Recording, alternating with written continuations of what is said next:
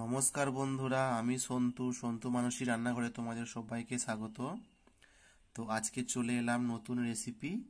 আজকে আমি lemon cake বানিয়ে দেখাবো তোমাদের। তো কিভাবে বানাচ্ছি প্রথম থেকে শেষ অবধি দেখো বন্ধুরা। ভিডিওটি একটু স্কিপ না করে শেষ পর্যন্ত অবশ্যই দেখো। তো বন্ধুরা, আমি একটা পাতিলেবু নিয়ে নিয়েছি। তো পাতিলেবুর গায়ের এই খোসাগুলোকে হালকাভাবে আমি ছুরি দিয়ে চেঁচে নিয়েছি একটা বাটির মধ্যে, এই যে। আর এই লেবুটা কেটে আমি এর থেকে একটু রস বার করে নেব। তো দেখো বন্ধুরা, তো আমি আগে কেক টিনটা রেডি করে নিচ্ছি। আমি একটা কেক টিন নিয়েছি, এর মধ্যে আমি সাদা তেল নিয়ে নিয়েছি। যেই তেল আমাদের রান্না হয় সেই তেল হলেই হবে। তো এটাকে ভালো করে মাখিয়ে নিয়ে এর উপরে ময়দা ছড়িয়ে আমি রেডি করে নেব। তো দেখতে পাচ্ছ বন্ধুরা, এই বাটিটার পরিমাপ করে আমি অল্প চিনি নিয়ে নিয়েছি, খুব অল্প চিনি। তো এই বাটির পরিমাপ করেই আমি কেকটা বানাবো। আমি গোটা চিনি দিয়ে বানাবো বন্ধুরা, তোমরা দেখতে থাকো। তো দেখো বন্ধুরা, সেই বাটিরই অল্প আমি তেল নিয়ে নিয়েছি, রান্নার তেল, সাদা তেল। তো এইটাও আমি ঢেলে দেবো এর মধ্যে। তো বন্ধুরা, কেক তৈরি করার জন্য গুঁড়ো চিনি ব্যবহার করা হয়, কিন্তু আমি গোটা চিনি দিয়েই দেখাবো।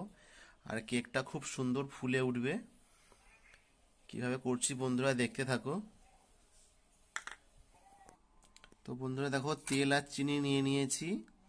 তো এই বাটির পরিমাপ করে আমি হাফ বাটি জল দিয়ে দিচ্ছি, যেহেতু আমি লেমন কেক বানাবো।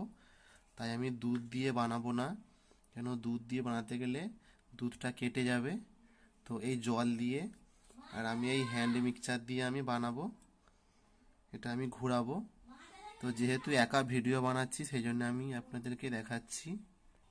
তো দেখো বন্ধুরা, তো আমি এটাকে নাড়িয়ে নাড়িয়ে এটাকে আমি চিনিটা প্রায় গলিয়ে নিয়েছি। তো নাড়তে নাড়তে এটা গলেই যাবে।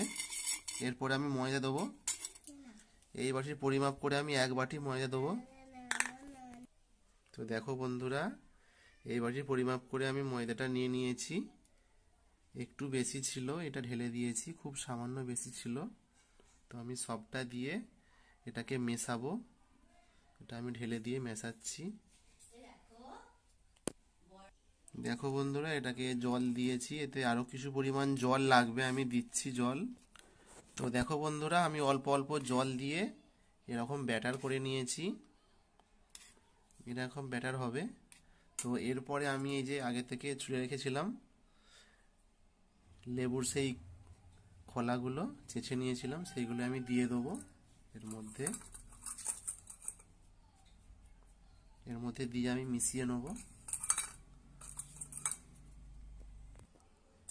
দেখো বন্ধুরা, আমি এতে 1 চামচ লেবু রস দিয়ে দিচ্ছি, খুব অল্প পরিমাণে, নাহলে টক হয়ে যাবে। লেবু রস দিয়ে দিলাম। আর আমি এতে অল্প পরিমাণ সোডা নিয়ে নিয়েছি, খুব অল্প সোডা দিয়ে দিলাম, বেকিং সোডা। আর বেকিং পাউডারও দিয়ে দিলাম। দিয়ে এটাকে ভালো করে মিশিয়ে নেব। আমি এতে অল্প লবণ দিয়ে দিচ্ছি, 1 চিমটি একদম। তো বন্ধুরা, আমি কেক তৈরি করার জন্য একটা কড়াইতে বালি নিয়ে নিয়েছি, আর এই যে অল্প আমি দিয়ে দিয়েছি, স্ট্যান্ড নেই বলে। তো এখানে গ্যাস জ্বেলে দিয়েছি, এটা কম হিটে আমি রাখছি ডিশ চাপা দিয়ে। এদিকে আমার এটা রেডি হয়ে গেছে ব্যাটারটা। আর এর মধ্যে আমি রাখবো আগে থেকে ময়দা গুলিয়ে রেখেছিলাম তেল দিয়ে, এর মধ্যে আমি ঢেলে নেব। তো বন্ধুরা, এটা কাগজ পেপার বিছিয়েও করা যায়, তো আজকে আমি ময়দা দিয়ে বানাচ্ছি। তো বন্ধুরা, আমি ঢেলে নিয়েছি এতে। এটা বার কয়েকবার এরমভাবে ঠুকে নিলাম, দিয়ে এবার চাপিয়ে দেবো। দেখো বন্ধুরা, চাপিয়ে দিয়েছি। তো গরম হয়ে গেছিল, আমি চাপিয়ে দিয়েছি, দিয়ে আমি ডিশটা চাপা দিয়ে দিচ্ছি। তো তো এভাবে আমি 40 মিনিট পর লোটা আমি লো মিডিয়াম রেখেছি। এটা এটা আমি 40 মিনিট পরে আমি দেখাচ্ছি।